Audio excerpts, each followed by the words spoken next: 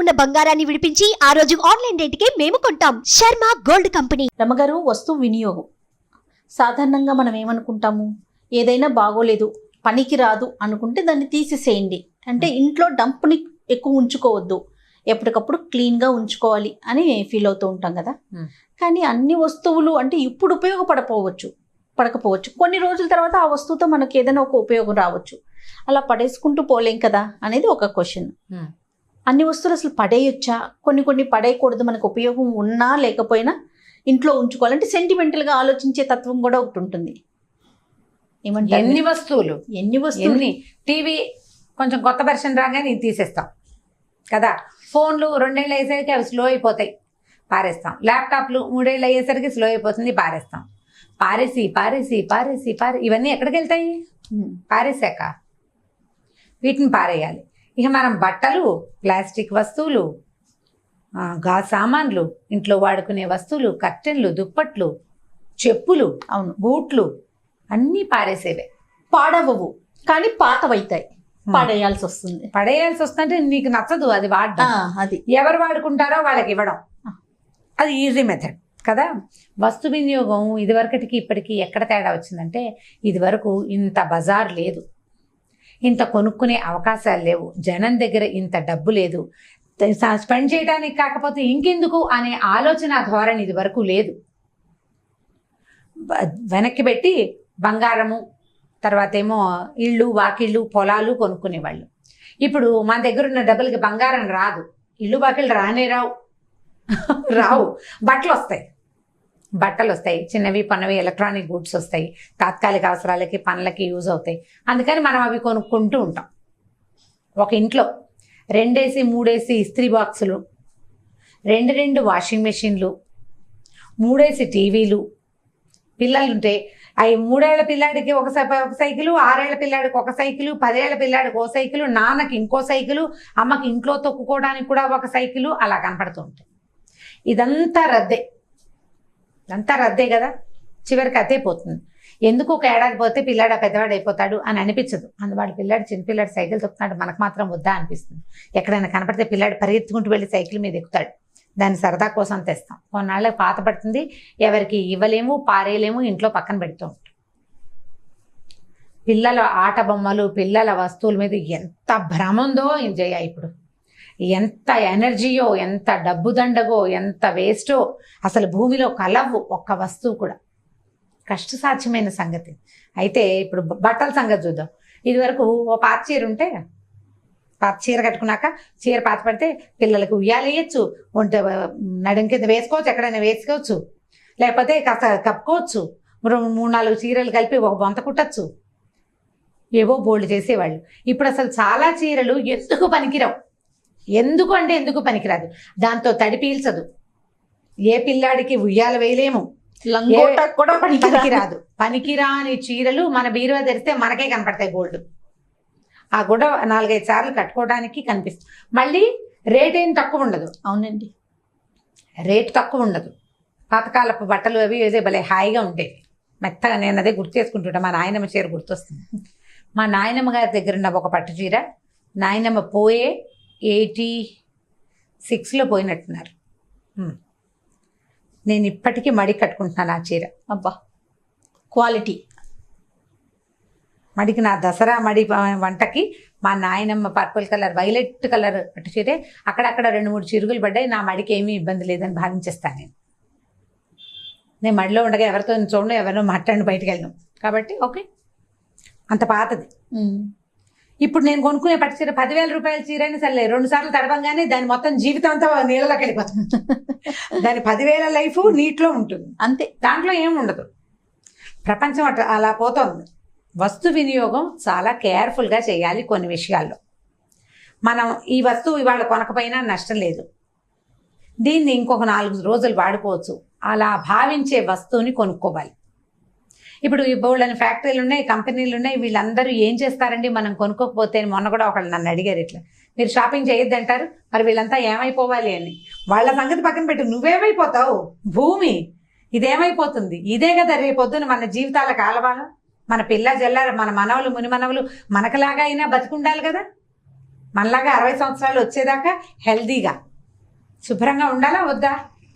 మునిమనవల కోసం కూడా ఆస్తులు సంపాదించి పెట్టే మహానుభావులు ఉన్న మన దేశంలో మునిమనవల నాటికి మంచి గాలి ఉండాలని నేను ఆశించడం తప్పు కాదు కదా. ఇది పెద్ద కోరిక కూడా కాదు.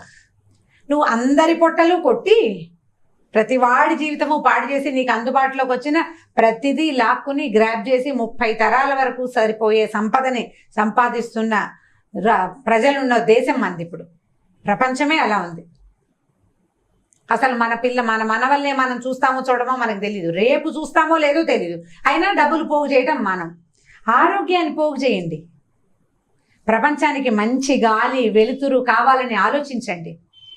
నా పిల్లలు నా మనవలు కూడా స్వచ్ఛమైన గాలిని కొంచెమైనా పీల్చాలని ఆలోచించండి. డబ్బులు అక్కర్లా, ప్రకృతి మీద ప్రేమను చూపించాలి. గాలి కావాలి. వెదవ డబ్బు లేకపోతే పీడ పోయి వాళ్ళ లేకపోతే రేపు పొద్దున వస్తుంది. గాలి ఎక్కడి నుంచి వస్తుంది? వాళ్ళు లేకపోతే రేపు లేదే, మనం లేం కదా, రేపు లేదు, ఇంకా రేపు అసలు లేనే ఉండదు కదా. ఇంకా అందుకని దానికోసం జాగ్రత్త పడండి. మనం వస్తువులు కొనకపోతే ఎవరికి నష్టం లేదు, ఏం పర్వాలేదు. నేను ఒక చిన్న మాట చెప్తాను, ఇక్కడ గుర్తొచ్చింది నాకు. మా మూడో అక్కయ్య కొంచెం మంచి ఇంజనీరింగ్ బ్రెయిన్, చిన్న ఐడియాలు బాగా చేసేదన్నమాట. టూత్పేస్ట్ కొనుక్కొచ్చేవాళ్ళం. అప్పట్లో కోల్గేటో ఏదో కొనేవాళ్ళం. దానికి ఒక అట్ట పెట్టి వచ్చేది, కవర్ గుర్తుందా? ఇప్పుడు కూడా ఉన్నట్టున్నాయి. ఇది వరకు గట్టిగా ఉండేవి చేయాలి. ఇప్పుడు ఉన్నంత టాలాటోలీగా అప్పుడు లేవు. 30 ఏళ్ల క్రితం సంగతి చెప్తాను. కొత్త టూత్పేస్ట్ తీయంగానే ఈ టూత్పేస్ట్ తీసి పక్కకు పెట్టి దాన్ని ఫ్రంట్లో కొంత మటుకు కట్ చేసి వెనకాల ఒక హోల్ పెట్టి గోడకు చిన్న మేకుండేది దాంట్లో పెట్టేది. పిల్లలు బ్రష్లు అందులో పెట్టుకునేవాళ్ళు. అంత స్ట్రాంగ్ ఉండేది, అంత గట్టిగా ఉండేవి. ఎన్ని బ్రష్లు? 4 కదా, 4 బ్రష్లు, 4 టంగ్ క్లీనర్లు. మళ్ళీ నెల మొదలు పెట్టంగానే టూత్ పేస్ట్ అయిపోయింది, పేస్ట్ బయట పారేసేవాళ్ళు. కొత్త పేస్ట్ వస్తుందా, మళ్ళీ ఆ కొత్త ప్యాకెట్ని అక్కడ పెట్టేవాళ్ళు. ఎప్పటికప్పుడు అది కొత్తదే, దాన్ని బయట పారేయక్కర్లేదు, దీనికోసం ఒక కొత్త వస్తువు కొనుక్కురాక్కర్లేదు. ప్రతి వస్తువు ప్రతి విషయము అంతే.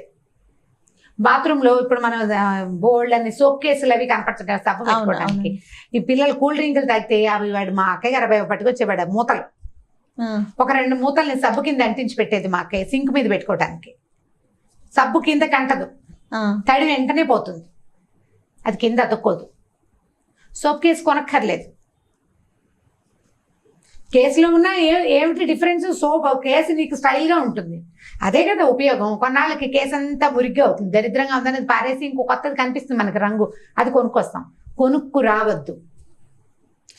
ఏవేవి కొనుక్కు రావక్కర్లేకుండా సరిపోతుందో అలాంటి లైఫ్ హ్యాక్స్ని ఫాలో అవ్వండి. ప్లాస్టిక్ వినియోగం తగ్గించండి, బట్టలు తగ్గించండి. యూజ్ కాని బట్ట, దీన్ని తుడవడానికి కూడా పనికిరాని క్లాత్ని నేను కొనను అని ప్రతి భారతీయుడు భావిస్తే అవి తయారు చేయటం మానేస్తారు. నేను కొన్ను, సింథటిక్ చీర ఎందుకు యూజ్ అవ్వదు, నేను కొన్ను. ఎవరు కొనరు, ఎందుకు చేస్తారు? ఇంకవి నువ్వు కొనేవే చేస్తారు. నీ దగ్గర ఒక చేనేత చీర ఉందనుకో, దాంతో ఏం చేయకూడదు, కల్పలత అది మన దగ్గర ఉంటే ఎన్ని పనులైనా చేయొచ్చు దాంతో. ఎన్నో. ఇప్పుడు మన దగ్గర ఒక సింథటిక్ ఇంత పీస్ ఉందనుకో, అన్నం మార్చుకోగలమా? దాంతో చేయలేము. దాంతో చేయగలిగే నాకైతే ఒకే ఒక ఉపయోగం ఉంది, ఉప్పుడు రవ్వను అందులో వేసి పిండి అయితే చక్కగా వస్తుంది. అది తప్ప ఏ ఉపయోగం ఉండదు దానివల్ల. ఉపయోగించే వస్తువులని కేర్ఫుల్గా కొనండి, రీయూజ్ చేసుకోగలిగేది. ఎవరికైనా ఇస్తే వాళ్ళు కూడా వాడుకోగలిగే ఆలోచన చేయండి. ఇతరత్రా పిచ్చి పిచ్చి వస్తువులు కొనద్దు. దీని మీద ఒక జాతక కథ ఉంది, చెప్తాను. ఆ కథ చాలా నచ్చింది, దానికోసమే ఇంతసేపు మాట్లాడాల్సి వచ్చింది. అసలు బుద్ధుడి కాలంలో ఆయన ఒక ఆరామంలో ఉండేవారు. అయితే ఈ ఆరామంలో ఉండే భిక్షుకులందరికీ వస్త్రాలు ఉండేవి కదా, ఇట్లా పైన కట్టుకుంటారు కదా వాళ్ళు, ఆరెంజ్ కలర్ది చీవరం అంటారు దాని పేరు. ఒక భిక్షువుకి 3 చీవరాలు ఉండాలట. 3ని మించి వాళ్ళు క్యారీ చేయకూడదు, ఉంచుకోకూడదు, వస్తువులు దాచుకోకూడదు కదా, సన్యాసం పుచ్చుకున్నారు కదా వాళ్ళు. అయితే ఒక బౌద్ధ భిక్షు ఒకరోజు బుద్ధ దగ్గరికి వచ్చాడు. ముని, నా చీవరం చిరిగిపోయింది, నాకు కొత్త చీవరం కావాలి అని అడిగేట. అయితే చీవరాలు చిరిగిపోయినాయి, పాతవి 2 అయిపోయినాయి, 3వది కూడా అయిపోయింది, ఇది బాగా శల్యావస్థలో ఉంది. బుద్ధుడు కూడా స్వయంగా తన చీవరం వస్త్రం చిరిగిపోతే కుట్టుకుని కట్టుకునేవాట. ఆయన ఒకప్పుడు రాజకుమారుడు. అలాంటి వాడు కూడా చిరిగిపోతే మళ్ళీ కుట్టుకోవాలి, అది పారేసి కొత్త తెచ్చుకోకూడదు, చిరిగిన దాన్ని కుట్టుకోవాలి. అప్పుడు ఆయన బుద్ధుడు అడిగేట ఇతన్ని, భిక్షు నీ వస్త్రాన్ని ఏం చేసావు నువ్వు అని అడిగితే, మొదట చిరిగిపోయింది, ఏం చేసావు? కుట్టుకున్నాను. తర్వాత ఇంకా చిరిగిపోయింది. తర్వాత బాగా చిరిగింది, కట్టుకోవడానికి వీలుగా లేదు, చాలా కుట్లు పడ్డాయి, ఎక్కడైనా కూర్చుంటే పిగిలిపోతుందని దాన్ని మడతలుగా వేసి పడక కిందకి వాడుకున్నాను. రెండవ ఉపయోగం, మొదట కట్టుకున్నాడు, కుట్టాడు కొన్నిసార్లు, అది ఇంకా కుట్టుకి లొంగటం లేదు. లొంగకపోయాక ఏముంది, దగ్గరగా మడత పెడితే మెత్తగా ఉంటుంది. కూర్చునేటప్పుడు వేసుకోవడానికి కూర్చోవడానికి వేసుకున్నాను, తల కింద వేసుకున్నాను, పడుకోవడానికి వాడుకున్నాను. సరే, దాని తర్వాత ఏం చేసావు ఆ వస్త్రాన్ని? దాని తర్వాత ఏముంది, ఆ తర్వాత చిన్న చిన్న ముక్కలుగా కూడా చిరిపోయింది, క్రమంగా పిగిలింది. తర్వాత ఏం చేశానంటే దాన్ని తుడుచుకోవడానికి వాడుకున్నాను. నేల తుడుచుకునేవాడిని, నేను పడుకునే చోట, నేను ఆహారం తిన్న చోట నేల తుడవటానికి వాడాను. అంటే నేల తుడిస్తే పాడైపోదు కదా, అయినా ఉంటుంది కదా వస్త్రం, ఉంటుంది. క్రమంగా ఏమైంది, అది మెల్లిగా పోగులు పోగులుగా విడిపోతుంది. వస్త్రం పోలంగా లేదు, పోగులుగా విడిపోతుంది. మరి ఆ పోగులతో ఏం చేసావు, పోగుల్ని సెపరేట్ చేసి నలిపి దీపం పెట్టుకోవడానికి వాడుకున్నాను. దీపాలు పెట్టేసుకున్నాను కాబట్టి నా చీవరం పని పూర్తిగా అయిపోయింది. ఇక చీవరం నాకు అసలు నా చేతిలో కూడా లేదు అని చెప్పగానే బుద్ధుడు అన్నట, నీకు చీవరాన్ని తీసుకునే అర్హత వచ్చింది, తీసుకొని ఒక కొత్త చీవరం అతని చేతిలో పెట్టాడు. ఒక వస్తువు తాలూకు మ్యాక్సిమం యూటిలిటీ చివరి వరకు వాడడం. పిల్లలకి నోట్బుక్స్, పుస్తకాలు ఇస్తామా, నోట్బుక్స్ సగం రాసాక కొత్త పుస్తకం కావాలంటారు. ఇందులో ఉన్న పేజీల్ని ఏం చేయాలో తెలియదు. ఆ పేజీలను తీసి మనం చక్కగా కుట్టి ఏదైనా కవర్ చేసి ఇస్తామంటే టీచర్లు కూడా ఒప్పుకోరు. కొత్త బుక్ పెట్టు అని వెంటబడే టీచర్లను చూస్తే ఎంత కోపం వస్తుందో నాకు. ఎందుకు కొత్త పుస్తకం పెట్టిస్తారు? 200 పేజీల పుస్తకంలో 70 పేజీలు రాస్తే మిగిలిన పేజీలన్నీ ఎవరు తిన్నట్టు? ఎన్ని చెట్లు కొడితే మనకి పేపర్లు వస్తాయి? ఇది టీచర్లకు పాఠం కావాలని భావిస్తాను నేను. వెనకాల పేజెస్ ఉన్నాయి, చక్కగా పిన్ చేసి వాడుకోండి. దానికి క్లాస్మేట్ అట్టే ఉండాలా? లేకపోతే కుదరదు. పేపర్ కదా నీకు కావాల్సింది, అంతే కదండి. ఇలా పిల్లలు చేసే చిన్న చిన్న పనులు, ఇంత పెన్సిల్ ఉంటే ఈ పెన్సిల్ వదిలేస్తారు, ఇక మళ్ళీ ఫుల్ పెన్సిల్ కావాలి, కొత్త పెన్సిల్ తీస్తారు. ఆ వినియోగాన్ని మాన్పించండి. ఈ కథ చెప్పండి పిల్లలకి. మీరు కూడా కాస్త ఉంటే దీన్ని పారేద్దాం అనుకోవద్దు. టూత్పేస్ట్ చివరి దాకా వాడతాం, ఫేస్ క్రీము చివరి దాకా వాడతాం, పెన్సిల్ ఎందుకు వాడడం? నా దగ్గరికి కృష్ణ వచ్చేవాడు, మనం కొన్ని వీడియోలు చేసేవాళ్ళమా, వాడి దగ్గర ఇంత బుజ్జి బుజ్జి పెన్సిల్ కూడా ఉండేవి. దీంతో ఎలా రాస్తావురా అంటే, ఏముంది రెనాల్డ్స్ పెన్ ఉండదా, దాని క్యాప్ అని వెనకాల పెడితే రాసుకోవచ్చు అని చెప్తుండేవాడు. ఎంత తెలివైన ఆలోచన కదా. చిన్న పెన్సిల్ పారేసేవాడు కాదు వాడు. మన ఇది వృత్తలేఖనం ఉంటుంది, దాంతో గీసుకోవడానికి ఆ చిన్న పెన్సిల్ బాగుంటుందని వాడు అట్ట పెట్టుకునేవాడు. పిల్లల్లో ఈ ఆలోచనని ఎంకరేజ్ చేయండి. వృధాగా వస్తువులు కొనద్దు. ఒకటి ఉండగా రెండోది తేవద్దు. పండగలకి 10 8 బట్టలు కొనేసేయద్దు. ఆ తీసుకున్న బట్ట ఇంకో పనికి కూడా యూజ్ అవుతుందా లేదా అనేది ఆలోచించండి. కాటన్ని ప్రోత్సహించండి, కాటన్ని ప్రోత్సహించండి. ఇప్పుడు కాటన్ బట్టలు తొందరగా మురికైపోతాయండి, అవేవో మురికి అవ్వవు అంటారు. మురికి చెయ్యకుండా ఉంచే ప్రాక్టీస్ చేయండి. మురికి కాకుండా ఉండాలి. చేనేతని ప్రోత్సహించండి. ఆ బట్ట ఇంకొక దానికి యూజ్ అవుతుంది, దానికి లైఫ్ ఇస్తుంది, ఇంకొక వ్యక్తికి కూడా లైఫ్ ఇస్తుందని భావించండి. ఇప్పుడు బౌద్ధ భిక్షువు దగ్గర నుంచి మనం మిగిలినవేమీ నేర్చుకోక్కర్లే, వస్తు వినియోగాన్ని నేర్చుకోవాలి. కాస్త అంత అన్నం ఉంటే పారేస్తామా? రాత్రి అన్నం అంత అన్నం మిగిలింది, పొద్దున ఎందుకు కాస్త పెరుగు కలిపి అందులో చిన్న తిరగమాతేసి అన్నాల దగ్గర పెట్టేస్తే సరిపోతుంది కదా, దద్దోజనంలాగా ఉంటుంది, వెరైటీగానే ఉంటుంది. దీన్ని పారేయడం ఎందుకు?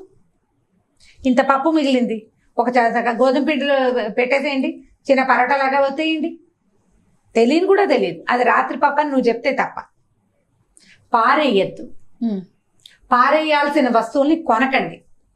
ముందు పొదుపుగా చేసుకోవటం నేర్చుకోవటం. ఇప్పుడు ఇందులో పొదుపు లేదు. ఇది పొదుపు కంటే ప్రధానమైనది జాగ్రత్త. ఇది మన ఫ్యూచర్ ని బాగా జాగ్రత్త. ఇప్పుడు పొదుపుకి ఏముంది, నువ్వు డబ్బులు పెట్టద్దు అంటలేదు, ఖరీదైన వస్తువు కొనుక్కోండి. ఎక్కువ కాలం మన్నిక ఉండే వస్తువు చూసి కొనుక్కోండి. 2 ఏళ్లలోనే మార్చేసేది కాకుండా ఒక 5 6 10 సంవత్సరాలు ఉండేలాగా మంచిదే. డైనింగ్ టేబుల్స్ మార్చేస్తారు, దీపావళికి సోఫాలు మార్చేస్తారు. ఎన్ని మార్చేస్తావు? ఈ రద్దంతా ఎక్కడికి వెళ్తుంది? ఓ 10 ఏళ్ళైనా సోఫాకి లైఫ్ ఇవ్వద్దు, 10 సంవత్సరాలైనా ఈ రద్దంతా ఎక్కడికి వెళ్ళాలి? ఇదంతా మన నెత్తి మీద బరువు అని తెలుసుకోండి. మన భూమిని పాడు చేస్తుంది, మన పిల్లల మనవల భవిష్యత్తుని సర్వనాశనం చేసేస్తుంది. వాళ్ళకి మంచి గాలి నీళ్లు కూడా ఇవ్వవు. నువ్వు డబ్బులు వజ్రాలు ఇచ్చినా ఇవ్వకపోయినా ఎవరికక్కర్లేదు. నా బంగారం అంతా మా మనవరాలకి అని చెప్తుంటారులే మా ఆంటీ ఒక ఆవిడ. నువ్వు బంగారం అయితే పీడపోయేది, ముందు గాలి నీళ్లు కావాలి కదా. వాటిని చెడగొట్టకుండా ఉండడానికి ట్రై చేయండి. ఇప్పుడు మనకు వచ్చిన ప్రస్తుత పరిస్థితుల్లో జాగ్రత్తగా ఉండటం మనకు అలవాటైంది, దీన్ని కంటిన్యూ చేయండి. ఖచ్చితంగా. Hmm. రైట్ రామ్ గారు. ఓకే జయ, నమస్తే.